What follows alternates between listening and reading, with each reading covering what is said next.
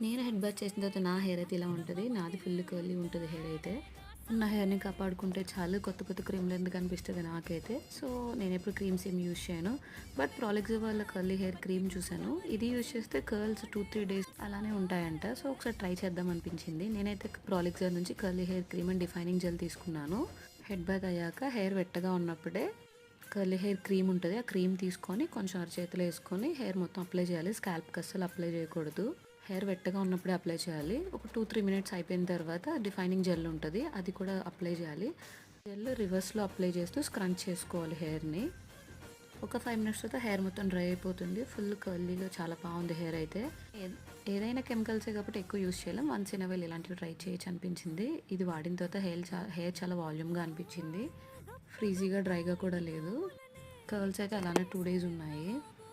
నాకైతే ఇది హిట్ అనిపించింది. ఎప్పుడో ఒకసారి ట్రై చేయొచ్చు.